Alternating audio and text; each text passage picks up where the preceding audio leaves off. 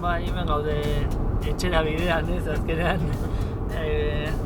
nire etxera goaz, ez dut inoiz osasunan jolastu, baino bai nafarra naiz, oso berezia izango da, ez bakarrik niretzat kanpotik bizi dudala, Euskal derbi bat izatea semifinaletan oso berezia da Euskal zale guztiontzat. Arazo asko eduki ditut bizitzan zehar edo kirol bizitzan zehar bizkarrarekin, eta gero pasaden urtean atera zitzaizkidan 3 hernia hemen lepoan, eta horrek erakarri zituen sentsazio txar batzuk, eta orduztik medikuekin hitz egin da, espezialistekin hitz egin da, erabaki behar izan nuen futbola uztea, eta oso uda txarra pasa izan dut, esango nuke bizitzako udarik txarrena, ez bakarrik erabakiagatik, baizik eta minengatik, da nola futbola uzten duzu eta dituzun min guztiak eta lesio guztiak ateratzen dira kanpora, eta oso denboraldi txarra pasa dut bizkarrarekin, hori esango nuke azken 2 hilabetetan nahiko dagoela. Urte asko izan dira betiko rutina batekin, talde baten parte izaten, eta orain hori egunerokoan ez izatea pixka bat faltan botatzen dela, baina orain bizitzaren momentu berri bat da, beste gauzak egiteko, beste gauzetaz disfrutatzeko, familiarekin denbora gehiago egoteko unea da, eta plazer bat da etxean egotea asteburuetan, Markel orain txikia futbol partidak ditula ere posible izatea bera ikustera joatea, gero Iruñara joan nahi badugu, familia ikusteko, lagunak ikusteko, libre izateko erabaki hori hartzeko.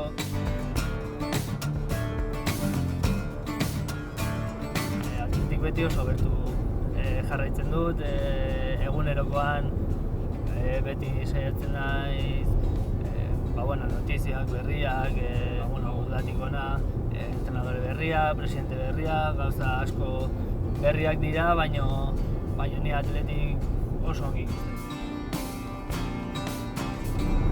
Kopa eta atletik beti dator konexio bereziarekin.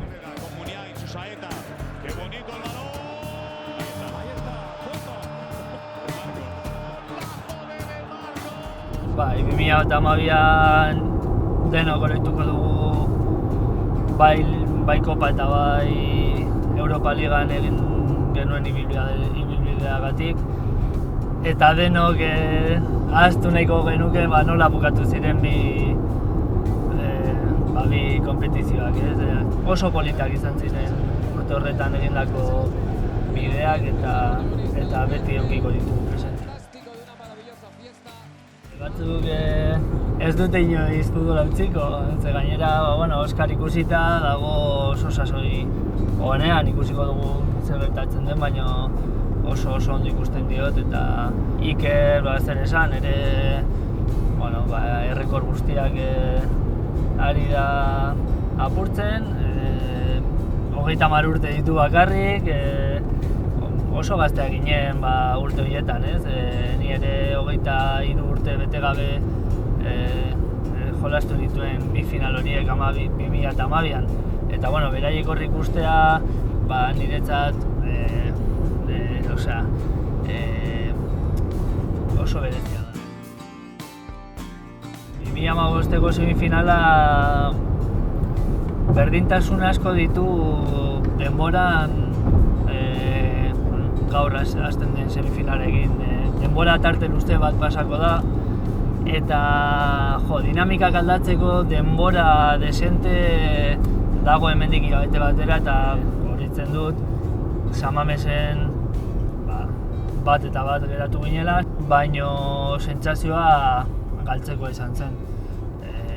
Banakoa sekulako emaitza izan zen, jakinda ere gola doble balio zuela, ez oraintxe bertan den moduan, baina hala ere Espainol egun horretan horrela da, egia esan da, sentsazioa barruan egun horretan, 1-3 edo 1-4 irabazi bazuen, nik uste futbolak justizia egingo zuela egun horretan.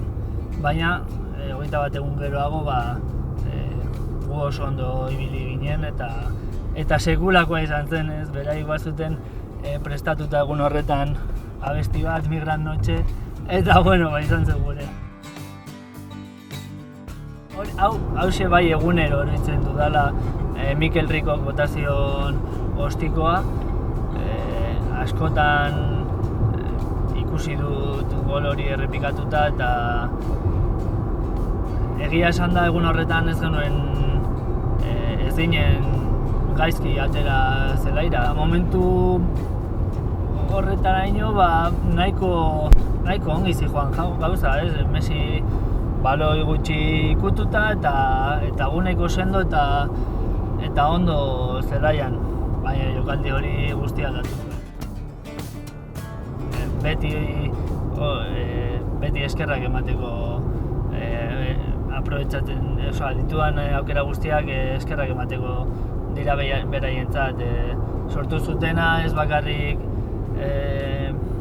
nire kareta izateagatik edo nire pertsona goraipatzeagatik, baizik eta azkenean jendearentzat ere fenomeno bat bilakatu zen eta beti eskerrak emango diet, nigan pentsatzeagatik horrelako gauza bat egiteagatik.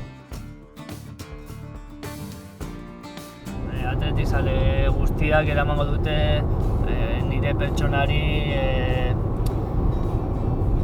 pixka bat jarraian, ez? Gol hori lehenengo pentsamendua izango da eta...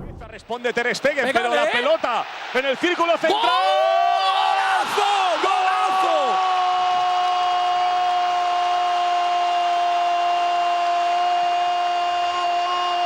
¡Golazo! ¡Vaya zapatazo de San José! ¡Que ha roto las telarañas!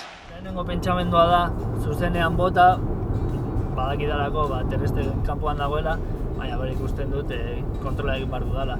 Eta nire ondoan dago Beñat, eta dago esaten solo, estoy solo, dámela! Eta ni buruan bakarrik voy a tirar. Eta ja eman nionean ikusi nuen ez gola izango zela, ze Ter Stegen ere badauka denbora bueltatzeko, baina bai behintzat sustoa ematekoa posible zela. Gero ja sartu eta hortik aurrera oroitzen dudan guztia da pasada bai. Final guzti horiek galdu eta gero izan zen pixkat rebantxa polita. Hor ginen jokalari asko gehienak egin genituen urteekin, iritsi ginen finalekin, gehienak erabaki genuen gure urteak horregotea, gure urteak ne genuen kamisetarekin pasatzea, ne genuen taldean egotea eta al genuen eta leku gehienetaraino eramatea kamiseta jarrita. Eta azkenean hori lortzea izan zen sekulakoa. Ez da importantena irabaztea, baino irabaztea oso polita da.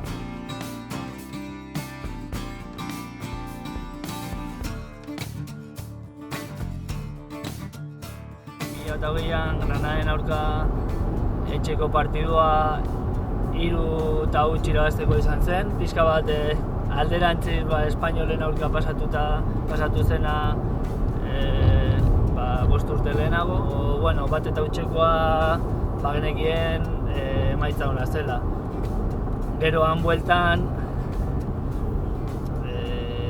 asko sufrituta, gainera nire Atletikeko azken partidu izan zen semifinal hori. Aukera pare bat eduki genituen lehenengo zatian, baina beraiek nahiko nagusi izan ziren orokorrean, eta bigarren zatian 3-5 minututan ez dakit, 2 golak egin ziguten jarraian eta oso zaila jarri zen gauza, pertsonalitate askorekin jarraitu zuen taldea eta bezgak sartzen dion baloia Juriri eta nola bukatu zuen, sekulakoa.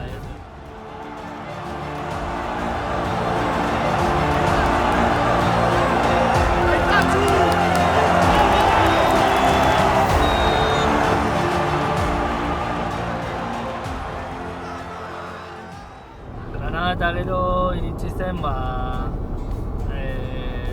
gehienok bizi dugun momenturik txarrena, ez? Batzuk ere ikusi genuela final hori jokatzeko aukera galduta, COVID-arengatik. Azkenean, zale guztiok ikusi genuen hor egoteko aukera galduta. Meritu asko dauka 2 partiduetan gainditzea Barça eta meritu berdina dauka 2 partidu ezberdinetan Madrid eta Barça irabaztea. Orduan berriro da jokalarien ibilbideari pixkat justizia egitea eta modu batean titulo batekin postasuna ematea.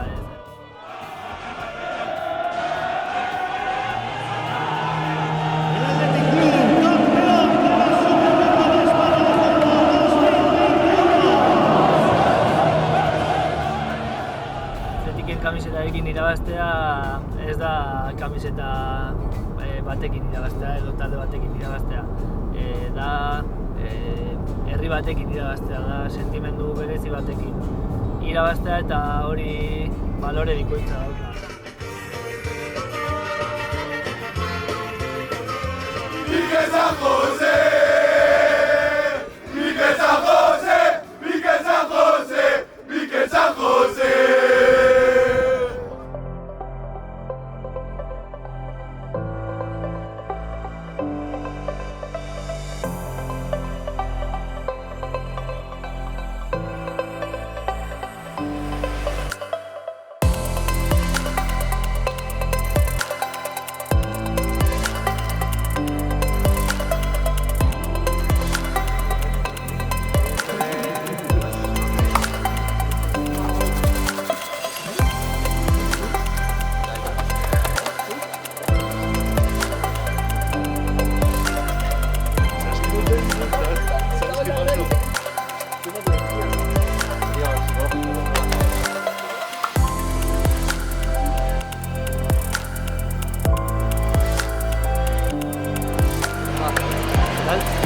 No.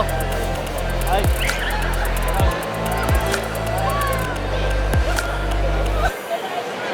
Eta hemendik aurrera Atleti eta garaipenaren bila.